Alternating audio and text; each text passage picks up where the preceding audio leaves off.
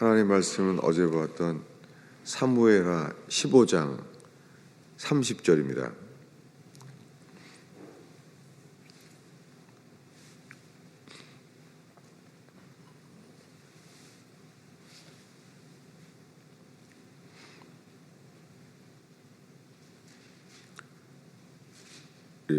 사무엘하 15장 30절을 우리 한 목소리로 읽겠습니다.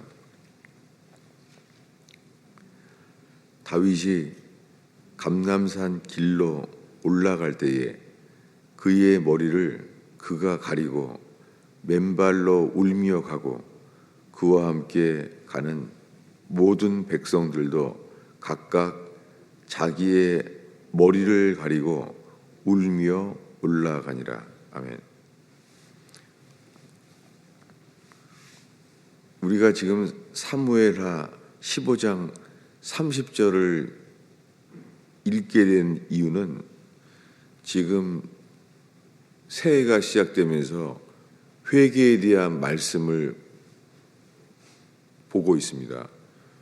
회개에 대한 말씀을 보는데 이 새해 회개에 대한 말씀을 주께서 인도해 주시고 있어요. 그런데 그러다가 오늘 사무엘하 15장에 감람산 길에 대해서 오게 되었습니다. 지금 다윗이 감람산 길로 올라갈 때 지금 왜 여기에 있게 되었습니까? 이것은 다윗이 범죄에서 다윗이 나단 선지자 앞에서 회개할 때부터 시작입니다. 다윗이 나단 선지자로 인하여 회개할 기회를 얻게 돼요. 그래서 그가 주님 앞에 회개합니다. 찾아보겠습니다. 사무엘하 12장이죠.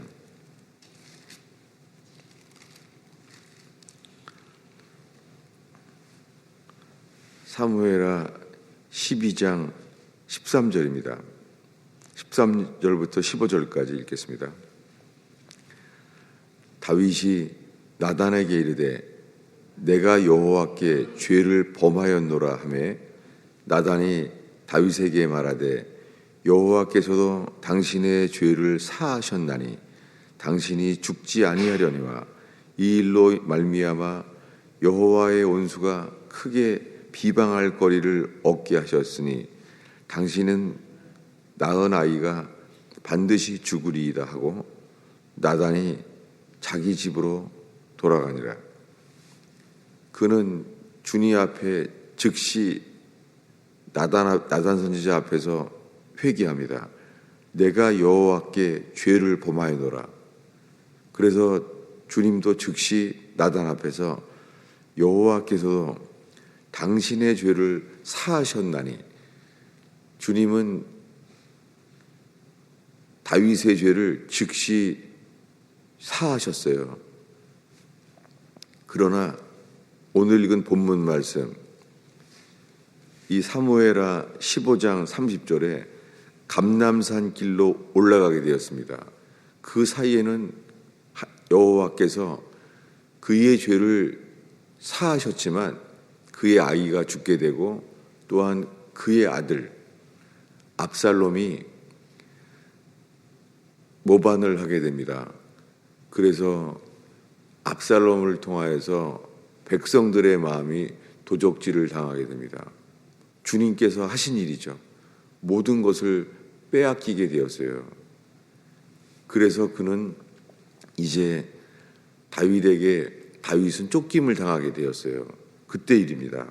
다윗이 감람산 길로 올라갈 때 지금 그의 아들 압살롬은 그를 죽이려고 자객을 보냈습니다. 그래서 그는 지금 도망가는 중입니다. 모든 걸 버리고 도망가는 중인데 감람산 길로 올라갈 때 예루살렘에서 감람산 길을 넘어가서 이제 유대 광야로 도망가게 됩니다. 그런데 그때 그의 머리를 그가 가리고 지금 도망가야 될 상황인데요. 다윗의 마음속에서는 단 하나밖에 다른 관심이 없어요. 그것은 뭐냐면 하나님께 회개하는 거예요. 그는 그의 머리를 가리고 다윗의 머리를 가리고 맨발로 울며 가고 있어요. 그날의 그의 행동과 그의 모습이 성경에 기록되어 있죠. 도망가고 있는데 저 왕위를 빼앗기고 죽음에 처할 아들에게 죽임을 당할 위험이 있는데요. 그런데 그는 머리를 가리고 맨발로 울며 갑니다. 그랬더니 다윗과 함께하는 모든 백성들도 각각 자기의 머리를 가리고 울면서 올라가고 있어요. 머리를 가리우면서 가고 있다는 것, 이것이 성경의 회개입니다. 우리가 이 머리를 가린다는 말씀을 보면서 우리가 이번 주간에 레위기 13장과 14장을 보았어요. 레위기는 13장은 문둥병자에 대한 규례예요. 문둥병이 발했을 때 그가 하는 행동이 머리를 가리우는 거예요. 그리고 그 다음에 14장에는 레위기 14장에 문둥병자가 정결케 되는 규례가 나와 있어요. 거기에 우슬초로 정결케 해요. 주님이 나단 선지자 앞에서 주시는 회개, 지금 우리가 일주일 동안 이 회개에 대한 말씀으로 주님이 인도하고 계셔서 새해부터 주님이 다시 이 말씀 앞에 서게 하셨어요. 감람산 길로 가면서 일어난 일입니다.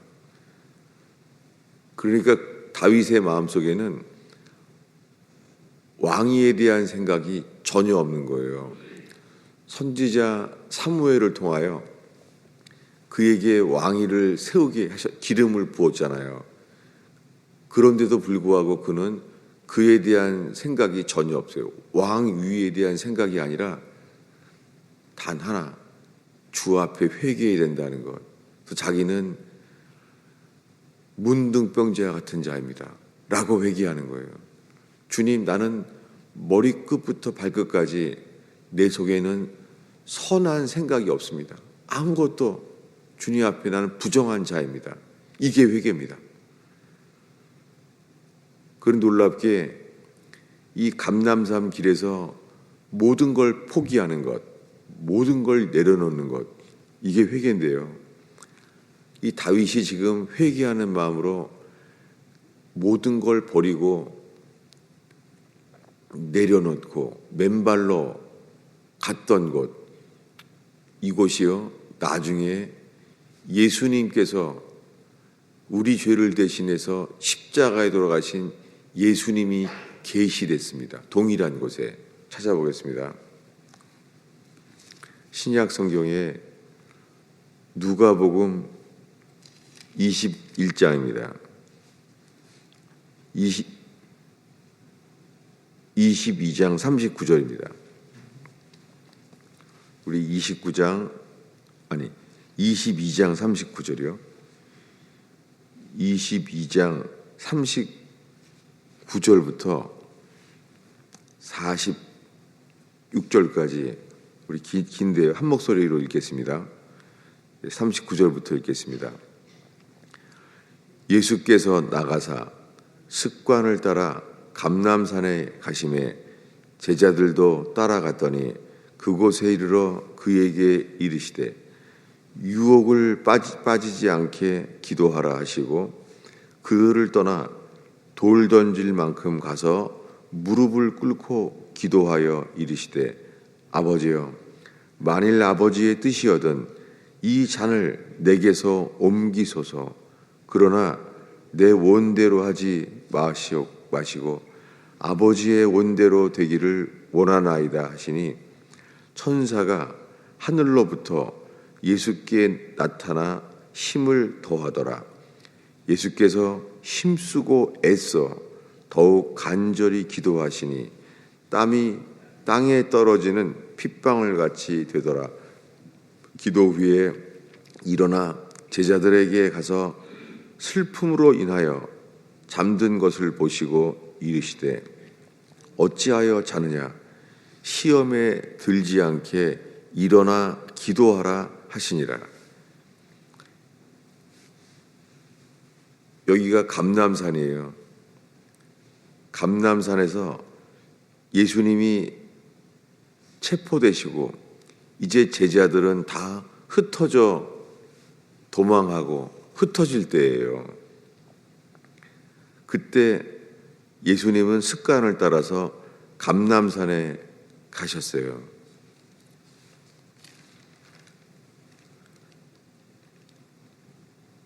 이 직전은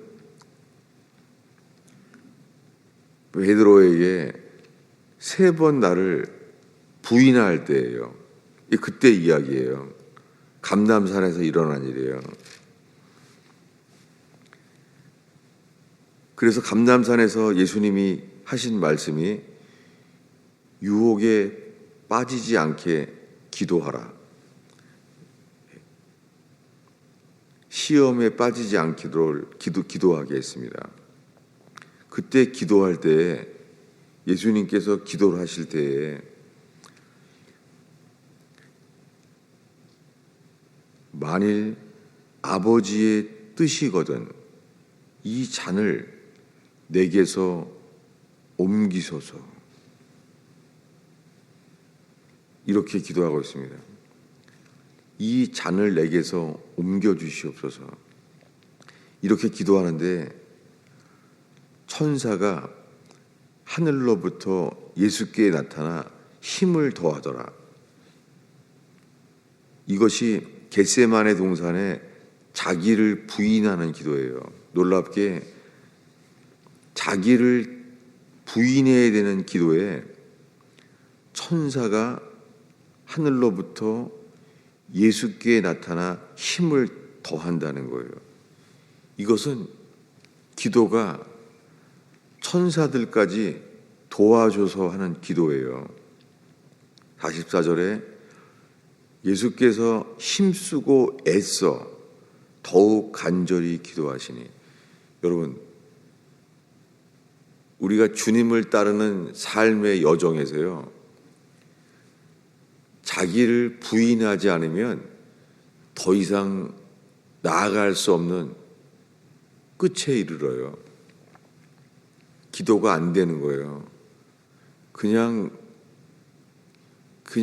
입을 열어서 기도를 하는 입에서 기도하는 건데 입에서도 기도가 안 나오는 거예요.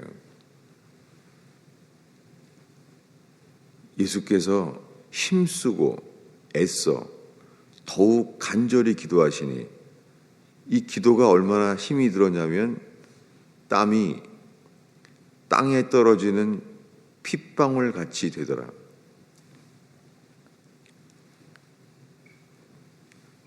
이 기도가 그냥 안 되는 거예요. 이것은 씨름하듯이 온 힘을 다해서 기도하는 거예요. 그래서 땀이 땅에 떨어지는 핏방울 같이 되더라. 온 몸이 지금 힘을 써서 땀이 나고 있어요. 땀이 얼마큼 땀이 났냐면 핏방울처럼 피가 흘러지는 것처럼 이렇게 기도하게 되었습니다.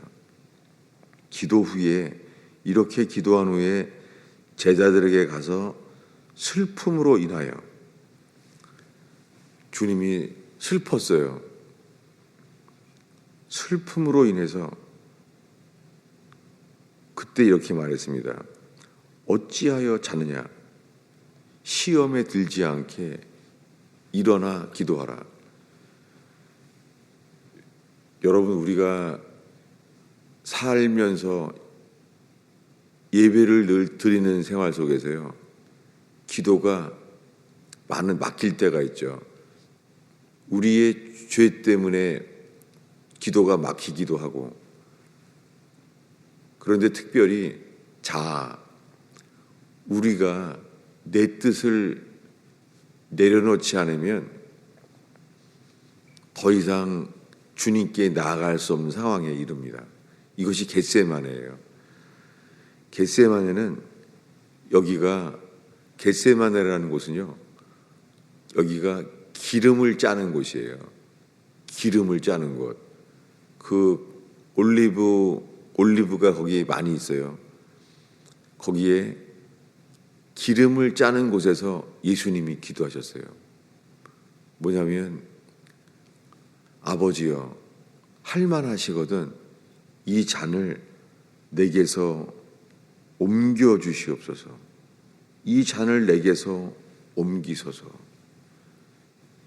자기를 부인하지 않으면 더 이상 주 앞에 나갈 수 없는 상황.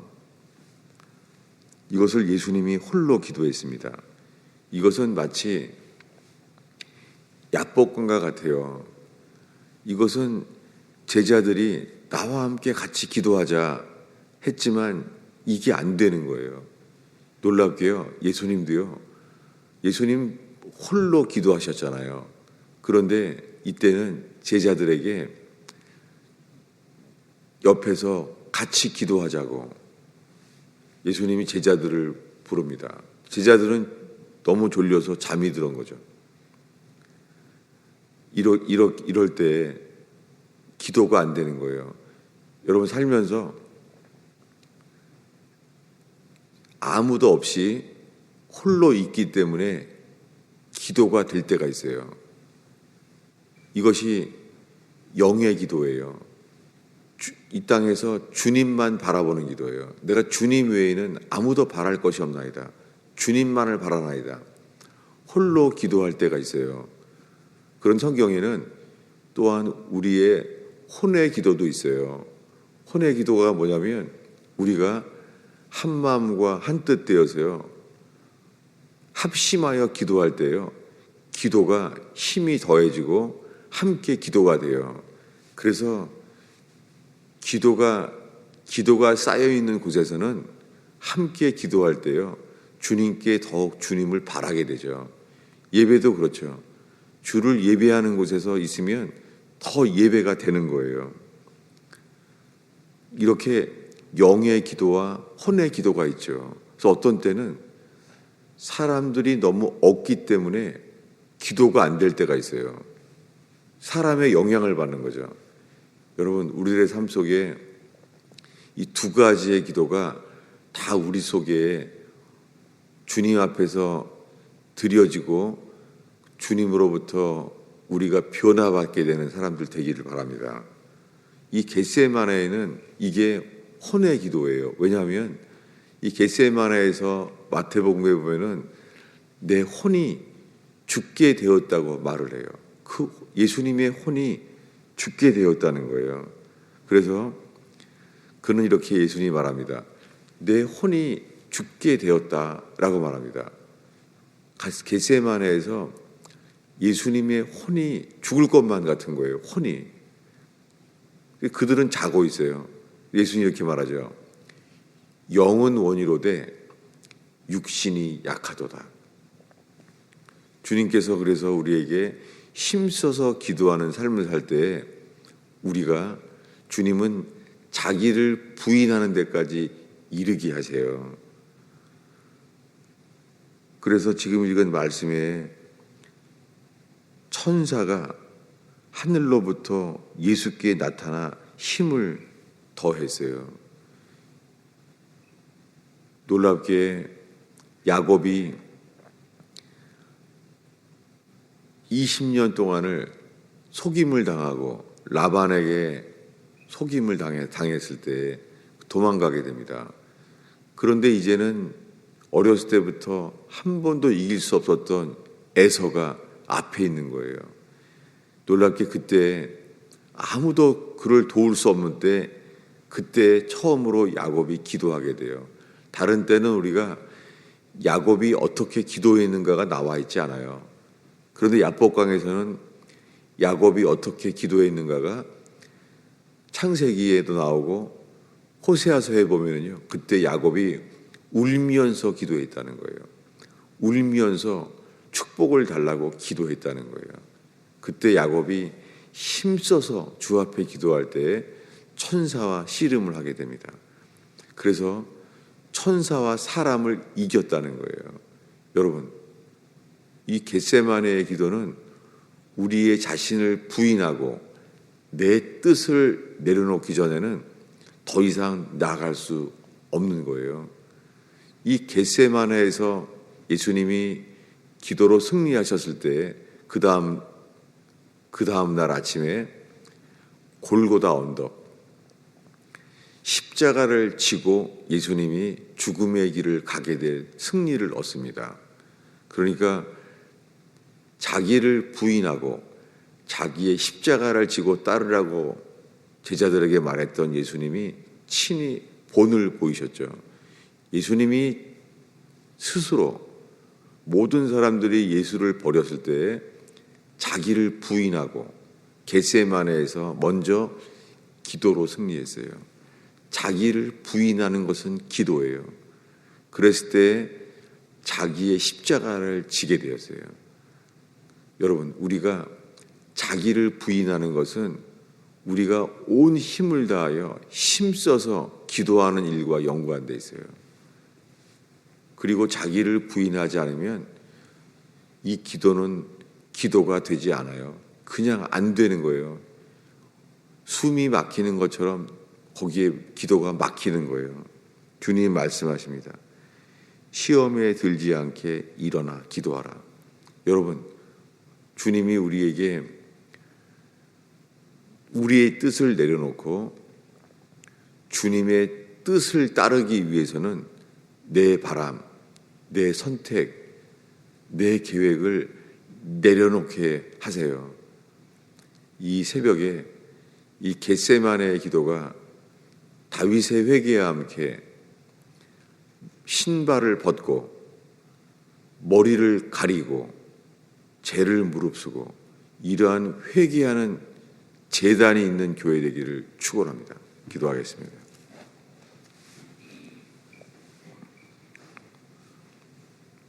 하나님 아버지, 이 토요일 주말의 새벽을 주 앞에 올려드립니다.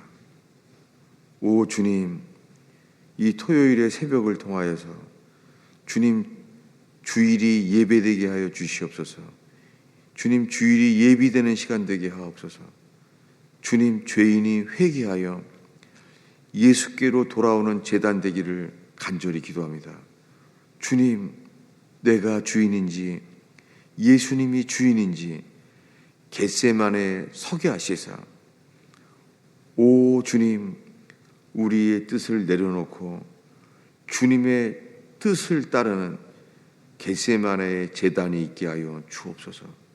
주님, 오늘 기도할 때에 주님, 내가 주인인지 예수님이 주인인지 설 수 있는 거룩한 제단 되게 하옵소서. 예수님의 이름으로 기도하였습니다.